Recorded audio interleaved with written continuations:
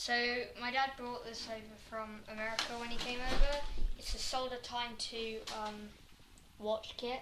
So what you do is you get all the different pieces of the covering of the watch. You get the four displays that plug into the board, and you get a battery and a strap and a buzzer. So we've assembled it, and it comes with a simple program it does, which we have slightly modified. But I'll show you the basic program. Should we go and actually let's show the programmer that we've got. This is a programming jig that we made that has these pogo pins which have springs in them, so you can push those onto the programming port on the back of the watch, which is here, and you push those down onto there, and then you can download a program to the watch, and then from the computer. So let's go and look at the functionality now. So let's go in this dark area. Close that door.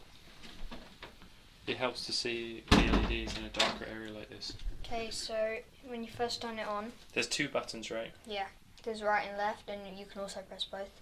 But when you turn it on, it has it says the time. Well, actually,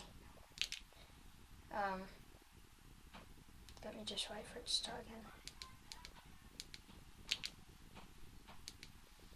Okay, so when you start off, it says the time, and if you press the left button, it tells you the day, the month, the day of the month, and the time. And it goes on. You can set the time and the day too. Then it goes on to say Callum's watch. It does. The next mode. The next mode is Defender. This is something we have made just recently. So what we've done is that each time you crash on this, it displays your lives left. Right goes up on this and left goes down. And when there's a single thing and you get it, it increases your score by 1, which means you can collect like coins and stuff on this. We personally modified this ourselves. We wrote this game, right? Yeah, and it took a lot of work to do that. So we've just finished that now. After that, you've got the alarm. If you press the left button, it should say you can set this like that, and you can set on and off. Then it goes to stopwatch. You can. It shows you the time like that. Then it goes to set. You can set the hour, the minutes. See? And then eventually you can set Sunday, blah blah blah, 12 hour, and then of course it shows you. So this game here, like the programming of this game, this Defender Lite, it's like it's a very simple game, but it's amazing how much you learn about programming while doing this, right? Yeah. And in fact we had a problem where we ran out of storage space. We ran out of RAM when we were programming this, and we realized that there's only 2 kbytes of RAM on this processor, so you run out of variable storage space pretty easily. And when you run out of storage space, out of variable space, it starts using the space of existing variables, and that makes the thing not work. It makes it start behaving in a very strange ways, and it's very hard to figure out why it's doing that. It was reminding me of the Sinclair Spectrum computer that I had when I was a kid, and that was like 16 kbytes of RAM. And this only has 2 kbytes, so it's only 1/8 of that memory, and that was a tiny amount of memory. So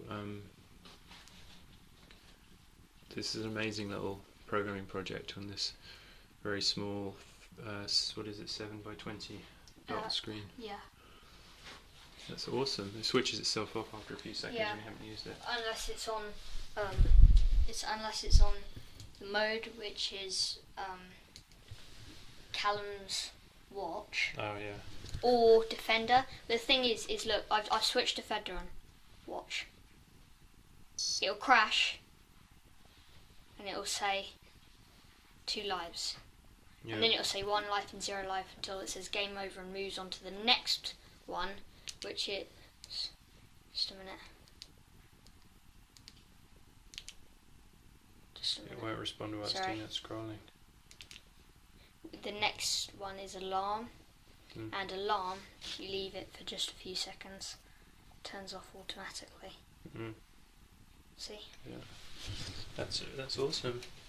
We finished that game now, right? Is that watch finished now? Do you think? No. What do you want to do? Like one more program. Another like mode or something. Another game maybe. Like a small program. All right. Thanks, Colin. Bye. Bye.